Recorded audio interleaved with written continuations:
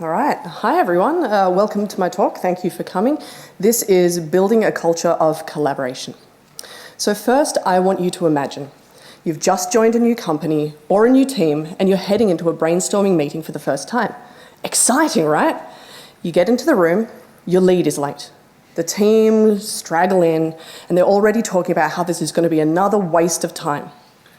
Finally, your lead arrives and says, let's continue on from last time. You have no idea what happened last time. You weren't there. You've just joined. So you look around the room. The lead is silent. Sorry, you venture. I couldn't find any notes from the last meeting. There's an awkward pause. You get the feeling that no one took any notes. Can someone fill me in? One of your team clears their throat and gives you a quick summary of the main problem that the team has been trying to solve. The room is silent. You decide to offer up the first idea that comes to mind. Is it good? You're not sure. Probably not, but it's an idea, so at least it might kick off some more discussion to help you understand the problem a bit more. When you finish speaking, one of your team members rolls their eyes. Another looks at someone else and smirks. Your lead just stares at you, unsure what to say, before turning to the rest of the team and asking for any other ideas. One of the teammates starts speaking, and you could have sworn this is what you just said a minute ago. The team all nod thoughtfully. The lead beams at them. Okay, you get it. This is the favourite. But are you meant to speak up for yourself and point out that this is what you just said? Is someone going to point it out for you? Because it might look bad if you say anything. But then before you say anything else, someone jumps in and shoots down the idea, saying it was already tried and why is this even being discussed? The senior deflects and says, they were just building off what you said. How do you feel? Not great, right? And yet this is the sort of creative meeting that I've found myself in, and I'm sure you have too throughout your career. I've seen every one of these people. I've even been a couple of them, even if I didn't want to be. And I don't want this for my teams, and I don't want this for any of you, because I've also seen and led highly collaborative teams who love working together. And today I'm going to share with you some of the things that I believe have contributed to this.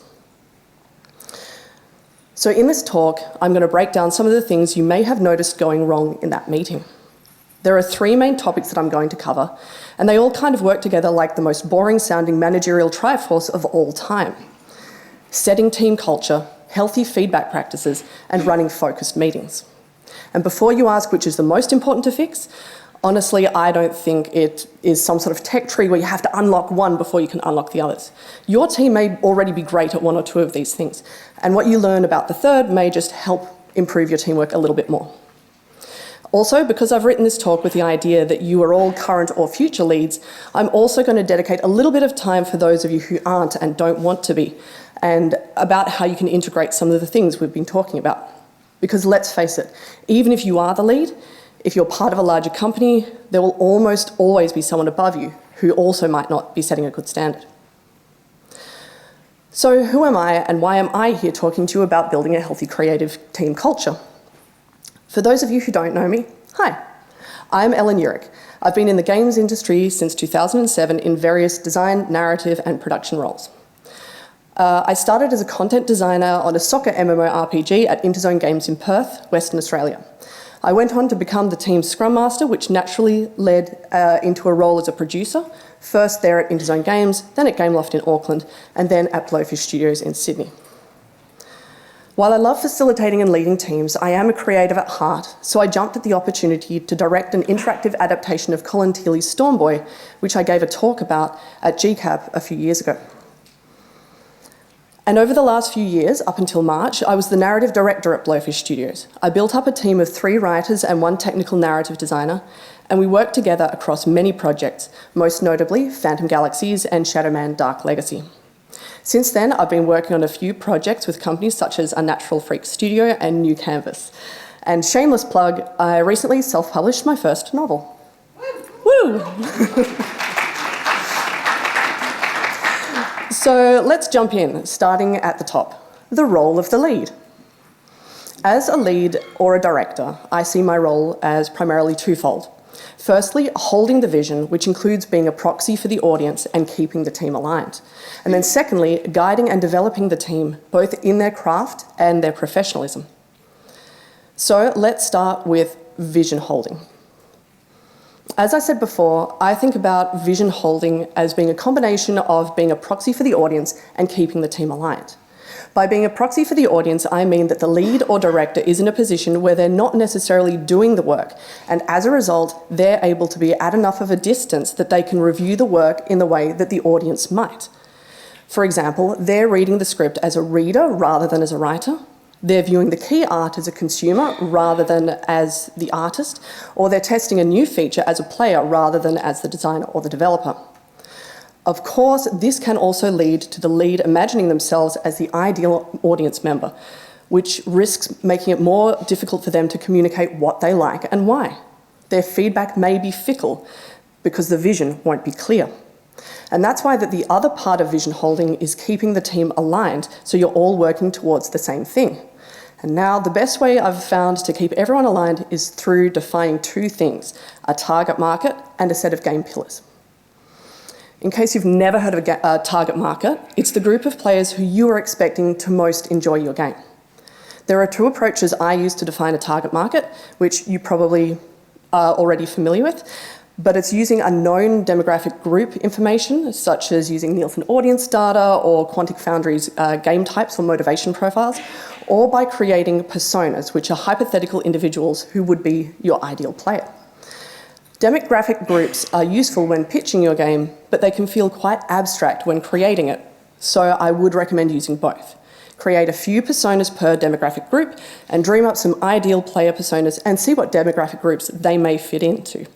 In other words, identify the groups you think are most likely to be playing your game and then create individual examples of those to make them personally relatable.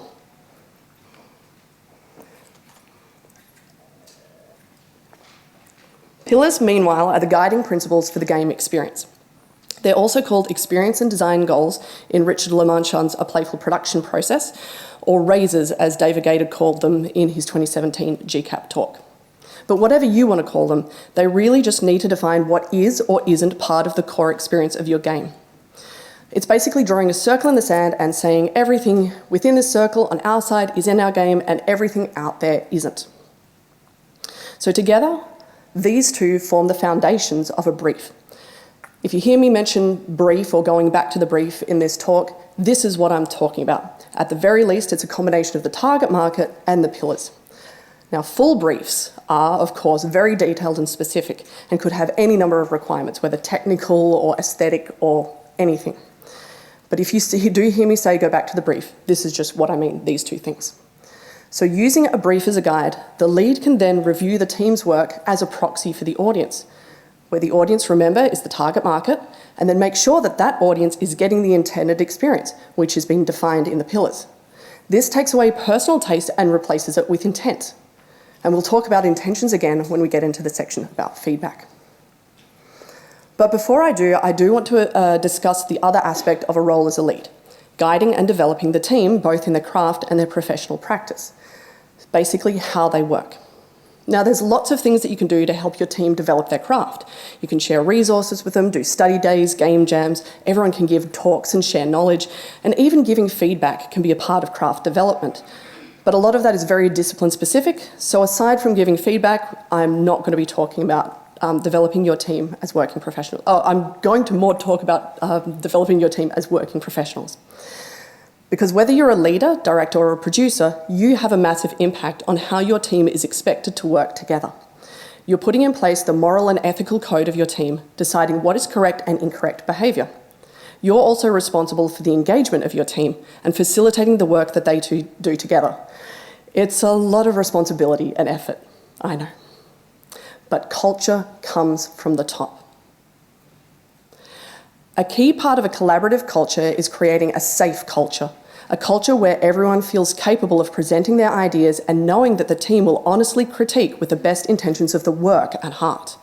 It does not mean a culture where no one critiques or offers anything except for positive feedback. Conversely, it does not mean a culture of tearing each other to pieces in the name of honesty. The team should always be humble and respectful. Too much positivity, and all the valid negative criticisms will find their way into gossip, which tears your team apart from the inside out. But an overly critical culture will make the team uncomfortable with taking creative risks. So the goal is really a forum where everyone is able to voice their opinion and be listened to and treated with respect. There will definitely be times when the entire team will have the same opinion on something, but overall you want to make sure that it doesn't become an echo chamber of positivity or negativity, where people are afraid to be the odd one out. If only one person raises a point and disagrees with all others, you should make sure to listen and help interrogate whether this is a point worth pursuing. But telling your team to be supportive and collaborative isn't going to be enough. You need to show them by modelling the behaviour that you want to see in your team. How you give and receive feedback will not only show that you can practice what you preach, but they will also be able to see and feel the impact of supportive and collaborative behaviour. And yes, I said give and receive feedback. Honestly, the best thing you can do is show your team some of your work and ask them to help make it better. And also don't think that just because you're their lead and that your feedback must be 100% correct and taken verbatim, and that no one can disagree with you because you're the boss. Yes, there will be times where you'll basically have to pull rank and make a decision on behalf of the team, whether people agree or not. But you need to know when to do this and when to let things go. Remember, you are holding the vision for your team or discipline. Your goal is to be a proxy for the audience and keep the team aligned on the game. So you're always giving feedback with that in mind. But let's talk about what happens when you do have an outlier in the consensus. If you think one way and the team thinks another, raise the point carefully and with a goal of seeing whether your own perspective is biased and personal rather than an experience that may occur in players. As an example, there was a time when I didn't like a phrase that one of our characters said. I thought it came across as flippant and rude, which is not how the character should be or should be acting in that situation. The rest of the team disagreed when I raised it. So I told them I would go away and think about it. The next day I came back and told them I realised that this was just a phrase that I knew someone had used in this way. Someone that I knew in my life had used this particular phrase in a very flippant and rude way. So it was a personal rather than a general experience. So we kept the phrase because it was working for everyone else. If I'd felt really strongly about it, I would have asked my team to change it, not as a lead, but just because I felt strongly about it. And I've told my team members the exact same thing. If something is still really bugging them after sleeping on it, we'll change it. And we do. Because when someone in the team knows that their own concerns will be respected and taken seriously in this way, they're more likely to be flexible and willing to change something when it's considered a significant issue, even if it's to just one other person. It's important to not just set the culture of the team and assume that it's working.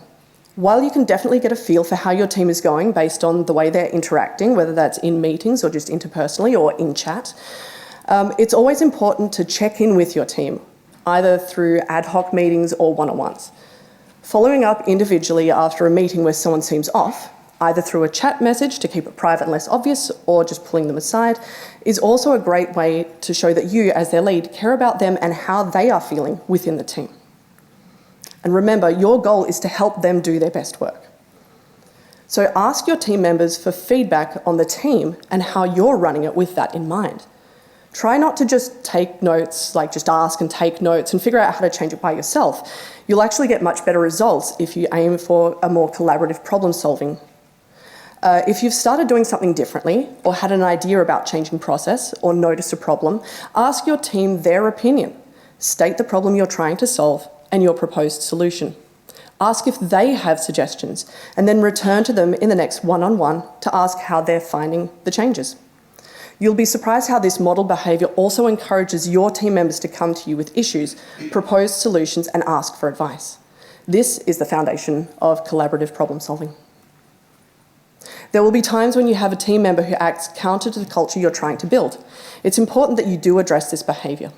The first thing to do if it comes up, say in a meeting, is by interacting with it, not ignoring it.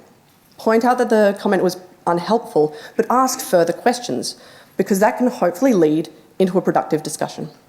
Don't dwell too long on it. See it more as a quick correct and redirect rather than actually discussing the behaviour. Then talk to them individually as soon as you can. But do not give them a public dressing down, especially if you're in front of anyone external. This can cause a culture of shame and fear, even though your goal was to prevent a similar culture by correcting behaviour that may have caused someone else shame and fear. But hopefully the culture will start to build as expected, and your team will begin to assert themselves against each other respectfully. So try to hang back to see how they deal with it themselves before stepping in. Sometimes a team member will come to you, whether in a one-on-one or independently, to complain about someone else's behaviour. Listen and understand how they're feeling, but do try to find context or understanding for the other person's behaviour. Be a loose advocate for them, but also recognise that your team member's reaction is entirely valid and appropriate. Then ask your team member what they would like you to do. Should you speak to the other person on their behalf or not? Do they want advice on how they can resolve it themselves? Or do they just want to check that they didn't imagine that something happened? Generally, I would treat speaking to the other person on their behalf as an absolute last resort. It's something that I'd only do if the person who's come to me seems very nervous, upset. They're really affected by this. It should be part of an overall plan where the two work it out themselves. I've occasionally spoken to the other person first on behalf of the person that came to me, confirmed that they didn't intend to hurt my team member, and then they've been willing to reach out and talk to the person themselves and talk directly to them. When resolving conflict in this way, you're doing two things. Firstly, you're showing all the members of the team that you value their experience within the group and encourage them to come to you for support. And secondly, you're also training them on how to resolve the conflicts themselves in future. Of course, this is easier to do with your own team as you have oversight and you know your team members. But if it happens between teams and you're not as familiar with the other person or what has happened, first assume there's a misalignment on expectations, which might be able to be resolved through changes in process, which you and your team member can workshop and propose. If another lead comes to you about someone in your team, see whether the two of you can reach an understanding of the situation, and then again, try and facilitate the two individuals who are having the issue to talk it through. And sometimes the unhelpful behaviour is simply a matter of not knowing how to give useful and productive feedback, which brings me to my next big topic. Giving feedback is an art unto itself, but it is incredibly learnable. So my own experience with feedback comes from two sources: studying multimedia design at university with a focus on human-centred design, and being an actor working with directors. So let's start with something that I learned studying design, which I like to call the 3 types of feedback. If you've never heard of design thinking, but maybe you've been in a retrospective meeting, you might have a good idea of these 3 types of feedback. Because whether you want to say, stop doing, start doing, keep doing, I like, I wish, what if, what's working, what's not, and what to try, or I like, I don't like, I suggestion, which is what I was taught, they're ultimately the 3 same types: praise, critique, and collaborate. At uni, we learned that everyone has one style that they feel the most comfortable with giving. But over time, I've also noticed that everyone has one type that they find works the best for them. Now, you might already have a good idea of what your favourite type of feedback to receive is. And I want to emphasise that none of these are better or worse, they're just what we individually respond to. Do you ever find yourself asking, but is there anything you like about it? You probably respond well to praise. If you find praise to be insincere or unhelpful, you're probably one of the other 2 types. If you feel frustrated that a stakeholder doesn't seem willing to narrow down options, you probably respond well to critique. And if you're the type to ask, is there anything you'd like me to try? Then you're probably a collaborator. Now, I would guess that most people give feedback in the style they like to receive it, but sometimes this isn't true. Giving the feedback that you like to receive is an attempt to be as helpful as possible by assuming that the other person is just like you. But sometimes people have been conditioned to behave differently. Someone who's conflict avoidant, for example, might try to only look for the good and thus only praise, or avoid even wanting to comment on anything specific, and instead try and collaborate. For example, have you ever had a stakeholder who doesn't know what they want or suggests endless what-ifs? Meanwhile, someone who got used to never receiving praise Or a very jealous person, and I think we've all been there at some point in our lives, might start acting overly critical. They just want to find fault. Conversely, someone might find themselves wanting a certain type of feedback because that's what they've been taught is honest feedback, even though they naturally give and receive a different type. So, let's find out what type of feedback you instinctively give. I have a quick and easy test. Once again, here's the cover for my novel. Yes, it's a shameless plug, and it's self-promotional. Credit to Sharif Fiala for this beautiful design, which I, as a stakeholder, are very happy with. And to be clear, I am not looking for any actual feedback. What I want you to think about is, what is your first response to seeing this? Do you think, oh, I really like, and think of something about it? Your instinct is to praise. Do you think, oh, I really hate? Your first instinct is to critique. Or do you think, I wonder what it would look like if? Your first instinct is to collaborate. Congratulations, now you know the feedback type that you're most likely to give. But I want you to challenge yourself to find at least one piece of feedback for the other two types. Now, this may be very hard, and that's okay. Give yourself a challenge of doing this with anything you come across, everything you come across, whether you love it or hate it. The more you get used to doing this, the more you will be able to give all types of feedback and switch between them. And why should you learn how to give all types of feedback? Well, unless you're working with someone who likes to receive the same feedback that you instinctively want to give, you'll probably end up frustrating or upsetting them. When you're working with a team, you'll have a whole range of feedback types in your group. So you might need to make sure that one person does get the praise that they need to know what's working and why. Someone else will want to hear what isn't working so they can refine and refocus. And someone else will need to feel they've engaged you if you're building on something that they proposed. And actually, the most thorough feedback contains all three types. So if you're the only one giving feedback, whether it's to a group or an individual, see if you can cover all three types. The group as a whole can start to get a better idea of your overall direction, and an individual can go back and forth between what is working, what needs to be removed, and what can be built upon. However, just saying what you like, that you like or don't like something isn't very helpful. That's why an important part of giving feedback is explaining why. Without why, it becomes very hard for the recipient of the feedback to know how to action it properly. It doesn't matter even if the reason is irrational.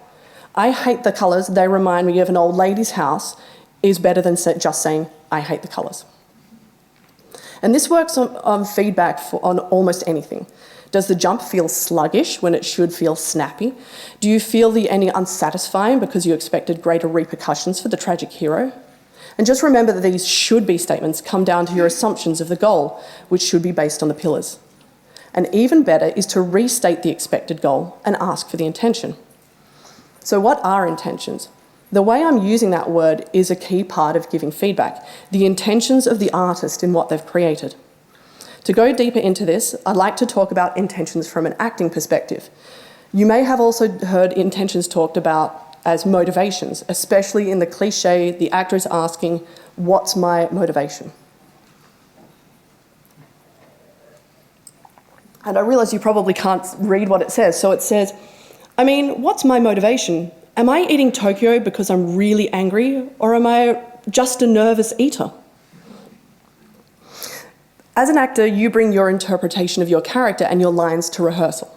But you're working with other actors who likewise have an interpretation of their character and their lines, and your lines, which they're responding to. You're also working with a director who has a vision for the entire show. So there's a lot of space for interpretation and exploration during the rehearsal period. Sometimes, as an actor, you'll try something, such as the way you say your line or the way you move, that makes sense to you for your character, but might not make sense to the other actor or director. The other actor will do their best to just go along with you, but the director might stop and ask, what were you trying to do there? When the director asks this, what they're really asking about is, what is your intention? That's what you or the character are trying to do in that moment. Sometimes the director won't think it'll work. For example, it might work against the direction they want for the scene, but sometimes they like your intention, but as one of my favourite directors to work with used to say, that wasn't coming across at all. In these times, we'd start thinking of ways to make the intention work. So because of that, What were you trying to do there? And that's not coming across at all are phrases in my feedback toolkit. Every time I see or read something that seems odd, rather than assuming it's bad, I try and find out what the creator was trying to do and see whether the idea was strong and whether we can work together to improve the execution of that intention. Intentions are sometimes set not by the creator, but by you as the lead or director as part of the overall experience plan for the player. So when you give feedback, it helps not only to ask for the creator's intention, but to clarify and align on the intentions for what they're working on from a vision perspective. Importantly, don't assume their creative intentions. Just ask. You may assume that they were trying to do one thing, trying to, elicit a joke or a laugh response, and give them feedback on that. But they may have come up with something much more interesting. Now, there is another use of the word intentions that I want to touch on because it's relevant here. It's the intention of the person giving feedback. Even if they're being prickly or seem overly critical, try not to assume that they're being mean. It's best to assume a good intent in this case. Remember, they may just be a critique type that doesn't know how to critique helpfully. Assuming the best allows you to focus on finding a potential solution that will allow you to work towards a common goal, which is a good workplace and good work. Which leads us into another part of feedback, not just receiving it, but actively seeking it. When I see people write about receiving feedback, I feel like a lot of it is along the lines of listen, take it all in, then go away and think about whether it's useful and how you'll integrate it. And while this is important, I think it's glossing over a huge part of it. Asking questions and making sure that you get feedback that is clear and actionable for you. In other words, asking for the type of feedback that you like to receive. This one is important to everyone, whether you're a lead asking on behalf of a team, or if you are the person doing the work and you need to know how to get the feedback you need. You can always use I like, I wish, what if as a guide in seeking feedback. And the better you can be at extracting feedback, the more effective you'll be at achieving the goal. So what should you do when you present your work to someone who seems hesitant or non-committal? I've been on both sides of this, so here's my technique. I start macro, really big questions. What do you think? How's it working for you? Then ask more general but more focused in questions. And then finally, the specifics about what you want feedback on. I've got some examples here about the types of questions you can ask. And as you can see, the general questions resemble the 3 types of feedback, and the specifics drill more into your intentions. And what if you have someone that's overly critical or only gives praise or seems stuck in an endless loop of what-ifs? Recognise each type as being an unhelpful and limited version of the 3 feedback types, and try to encourage them into the type of feedback that you need to hear. I don't have time to go into specific details per type, but overall it's a similar approach regardless of how they're responding. Some things to try is to ask questions that are framed as their type, so basically trying to trick them into giving you the type of feedback that you need. Or you can lean into their resistance, finding a way to focus on the thing that is the best or the worst, or the most exciting that they want to play with more. You can also ask them how they felt and compare it to how they want to feel. Again, this goes back to the experience goals and the pillars. You can ask about the specifics of your work. Again, tell them your intentions, ask if it's in line with what they were expecting, and ask if your intentions were coming across. And finally, ask them if there's any elements that could be rearranged or combined. If you're trying to encourage them to brainstorm next steps with you. But if you find that you never seem to be able to move forward with a decision, which can happen with any of these non-committal types, you're also going to have to manage up a little bit, unfortunately, and say that while you love to explore it endlessly with them, eventually you're going to run out of time or money. Give them a time frame, but suggest that now you've done some explorations, it's worth going back to the brief. Confirm your pillars and your target market, look at your mood board, references, etc., and make sure that they're happy with their direction. And if you're working with an I'll know it when I see it type, then they're probably one of the other types, but evasive because they really don't know how to give direction. My assumption would generally be that they're a critique type that is trying to be less abrasive by being evasive, but they could be a praise type who's afraid of hurting your feelings by not wanting to overtly say what isn't working, or they might even be frightened that there are possibilities to be explored. They're a collaborate type, but they don't know how to get you to the things that they want to explore. But again, bring it back to the brief, always. The pillars and the target market. Show them how you're answering the brief. And if it's not heading in the right direction, maybe the brief needs to be changed or reconfirmed to address any of these fears. Finally, there's a difference between a good idea and a suitable idea.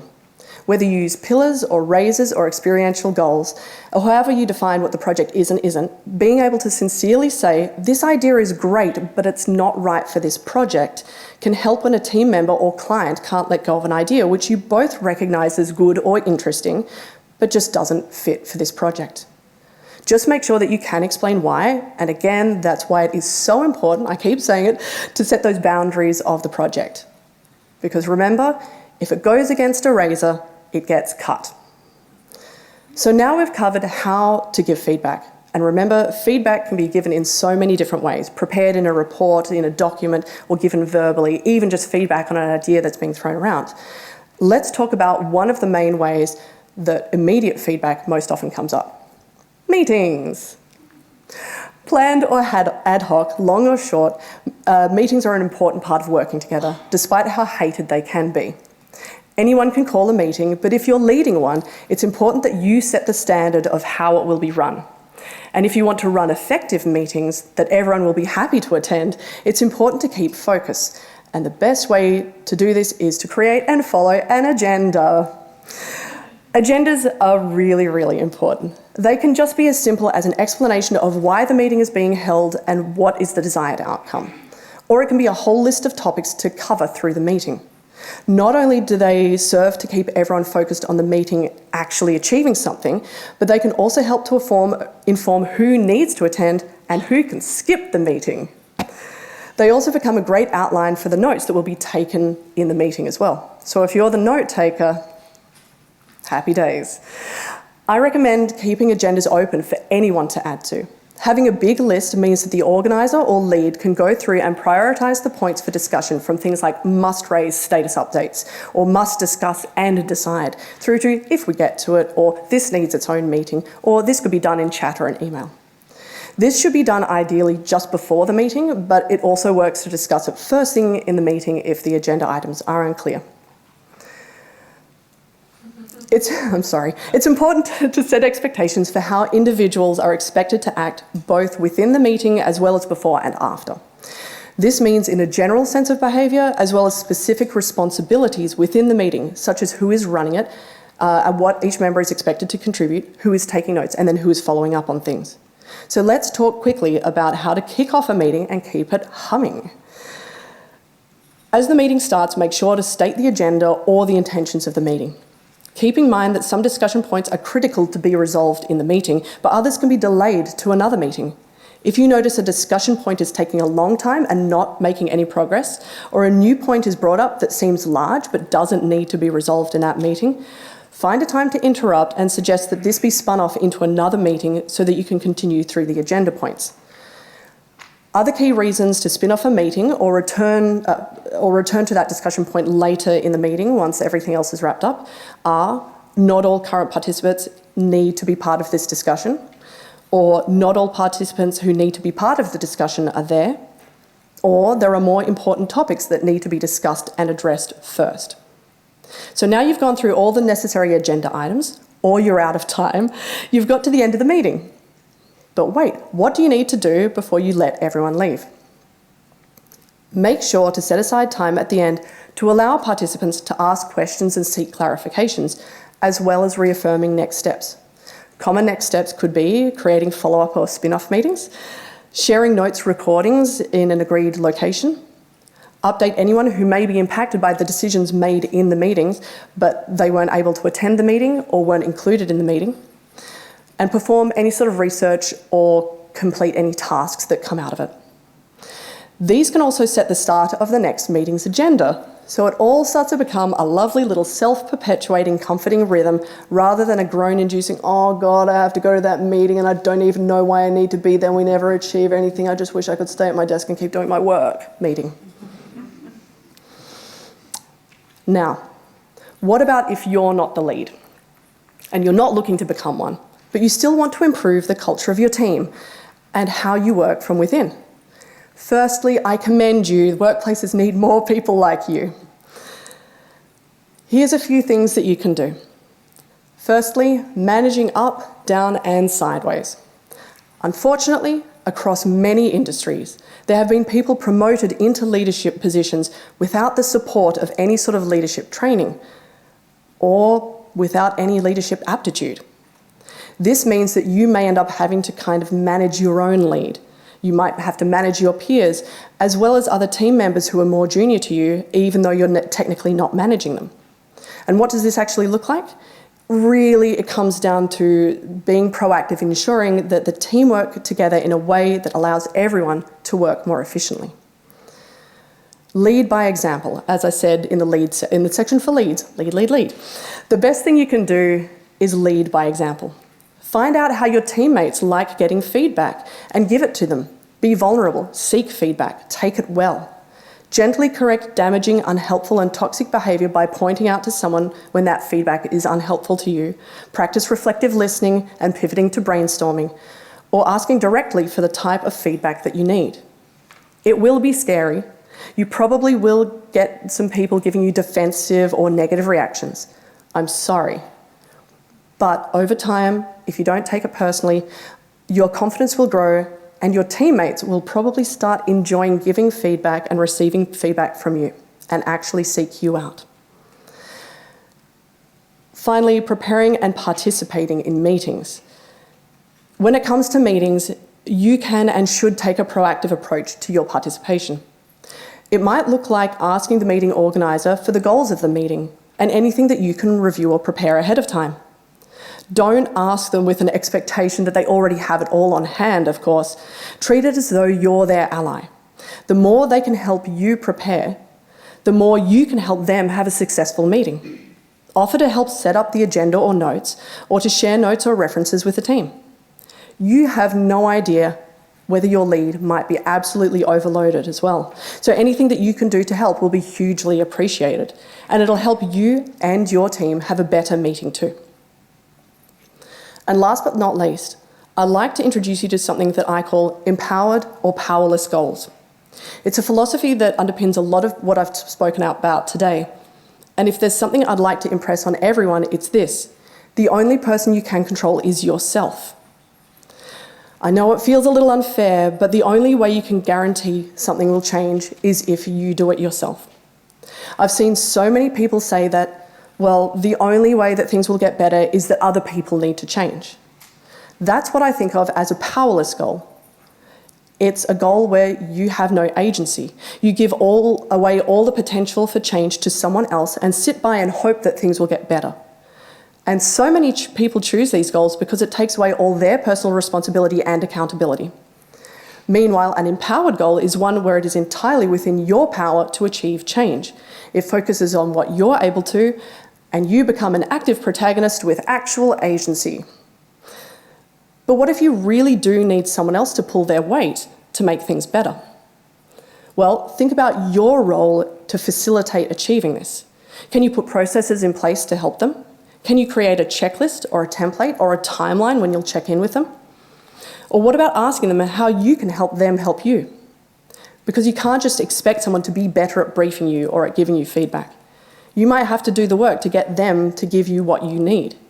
You can ask people to act differently by setting expectations. For example, if you don't complete the brief template that I made, we'll have to have a meeting and then clarify everything before I start to schedule the work.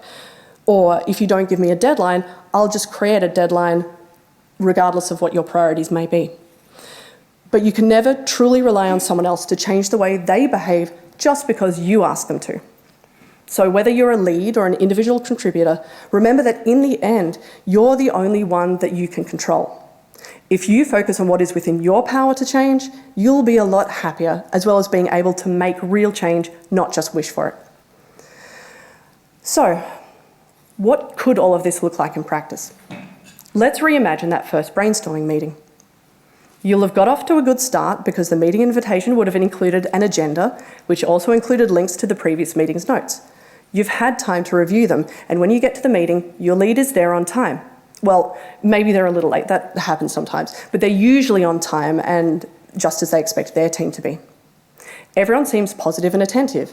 Your lead says, okay, we're continuing the discussion from last time, but we really need to come to a conclusion today and remind everyone of the problem that you're all trying to solve. They might even ask you if you'd like to take notes, which will take the pressure off you to comment and allow you to pay attention and on board with what's going on a little faster. You can participate and give suggestions, of course, but there's no obligation to. Basically, they're letting you start at your pace. There might have been some action points from the last meeting, things that the team members were tasked to try or research. The lead goes through the last meeting's actions items and asks each person, and then discussion opens up. Eventually, there's that pause again. But this time your lead speaks up. They're willing to throw in a silly suggestion. They might instead offer a prompt or a new way to think about the problem. A team member responds to their silly suggestion and replies that it won't work because it might cause the opposite effect to what they're aiming for, but offers a counter-suggestion.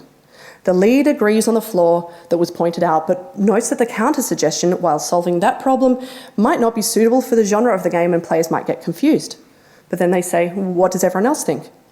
One of the other team members suggests something different, and as you start to watch this process, it becomes increasingly clear to you that everyone is focused on the ideas, not who said them. Everyone is focused on solving the problem because the problem is clear to them. When it gets close to the end, the lead points out that the team needs to come to a conclusion and notes that they and the team seem to be leaning towards one option. What do we all think? This is the last chance for the team to raise concerns.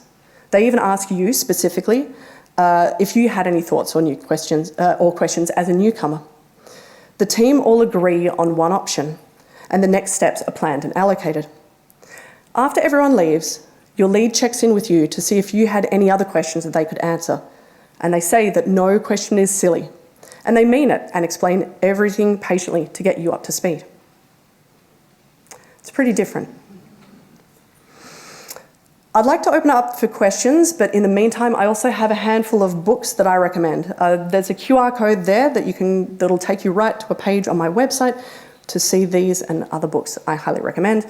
And I will likely also upload this pitch deck to there in future if that would interest people. But aside from that, thank you so much for listening.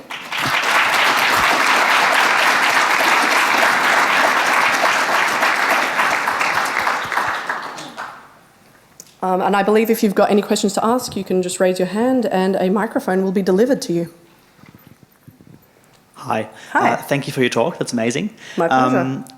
So the main, focus seemed to be more on larger teams, I feel like. How do you address these things in a small team of like 3 or 4 people where everybody is more in a more casual environment? In a smaller team, it still applies. My narrative team was 3 writers, a technical narrative designer, and myself. But even before we got to that size, we sort of built up from, 1 person, 2 people, 3 people, and a lot of it still applies. Finding out the feedback type still applies. When I was going through with my the cover for my book, that was me working with 1 person and following through on that. And agenda still matters. If you're going to catch up with someone and say, hey, today we're going to talk about this, and I hope that, what do we need to achieve? What do we need to decide, and what do we need to do? The foundation for all of this is really just communication and respect for everyone across everything. So I think it doesn't matter whether your team is small or quite large. I think it's harder when the team becomes larger, and ideally, Agile, Scrum, try and branch off into smaller sub-teams, so there's always going to be someone that acts in that sort of lead role as well. Pleasure. Hi, so I've been a leader before, not currently, but I like working with leaders. So my question is kind of specific. So I'm neurodivergent, as are a lot of game developers, surprise, surprise. Do you have much experience with leading neurodivergent team members? I think especially for me, feedback has always been the trickiest part for myself and for other neurodivergent people to kind of deal with well. Mm-hmm. I think regardless of where you are on the neurodivergent spectrum, even if you are neurotypical, if you're a creative especially, and I have a team of writers, it becomes very, very hard to separate what you are doing and how well you are performing versus the work that is being commented on. And I think that is what becomes really, really important, especially as a lead, to model the behaviour of, here's this work that I did, please tell me what's working, what's not working, what can we change, what can we do differently. Because then you can show this is not about my value. I can still be wrong as the lead. I can still do better. And I still trust my team can know more than me and help me get better.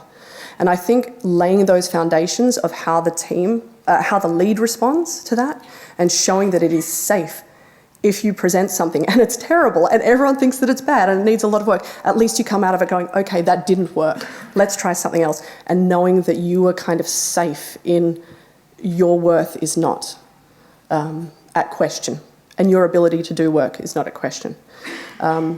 Does that address, or do you have any specific examples about feedback or anything? Kind of, but that was good. Okay, and we can always talk after. Yeah. Thanks. And I think there was someone back.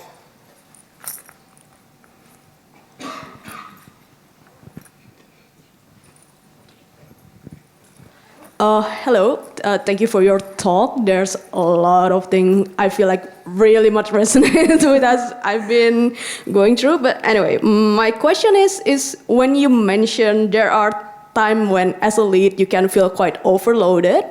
So when you reach that point, but you're in a team when you can feel there's quite a lot of tension and you've been the one who's been gluing the teams together, what your advice on that?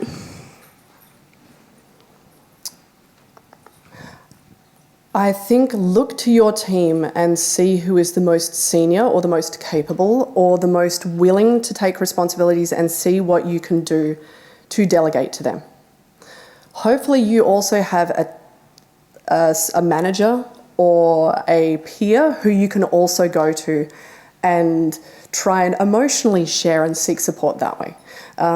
I certainly have, a work buddy or had a work buddy that is also a manager of a team, and so we would sometimes come together and we just knew we're there to just vent and support. So we kind of play that sort of lead support role to each other, and that would just be enough for us to feel like we're okay, we're together, we're supported, we're not alone, and move forward. If it is an overload of too much work, 100% look to your team and see who you can delegate to. And then also just don't be too precious with the way that they do the work. Because if it's something that really, really has to be done a specific way and you can't trust anyone else to do it, okay. But really, really does it need to be done that specific way, or can you just let them achieve the goal and then just trust that it's good enough and move forward? So just separating that. Thank you. Pleasure. Don't worry, I saw you. Being very patient. Hello, I'm Stephen. In regards to working with a team at the moment, how would you deal with team members or a team where it's split, where the team is just very well split into like cliques, or dealing with a member that's typically very negative at taking feedback, even though you've given them a lot of feedback? How would you be able to deal with that? I haven't dealt with coming into a team where there is already a clique within the one team that I'm working with, though I have seen cliques between different teams. But addressing someone who does not take feedback well, that I think is really a kind of a one-on-one discussion. You do need to take them aside and explain to them, look, it's not about, I'm not criticising you. Is there anything I can say or do differently that'll help you? I had someone that was like that, and I asked them, what is your preferred type of feedback? And it was praise. And I'm a collaborate person. So I would look at their work and be like, cool, what if we did this? And then they would just be like, okay. And then in a one-on-one be like, I feel like I'm not doing very well. I feel like I just can't get this. And so I'd talk to them and I found out, oh, they need praise. They need specifics of what they need to know is they are doing well. So I think that's a big part of it. And then aside from that, talking to them one-on-one, getting them to understand that it's about the work, getting them to understand that when they say things, maybe even you get upset by what they say, and you assume, read Radical Candor, you are assuming that they are not a mean person, but they come across as mean. Or they are not cruel, they're not trying to upset, but they come across as intending to upset. So let's talk about how we can do this differently in a way that, will be safe for everyone. In terms of disbanding cliques, just try and find ins. I don't know, that's like a high school, I still haven't figured that one out. Yeah. Well, thank you. That's my future research, I guess. We're out of town for questions now. Okay, thank you everyone. If you do want to come and talk to me afterwards, I can hang around here for a while. Thank you so much.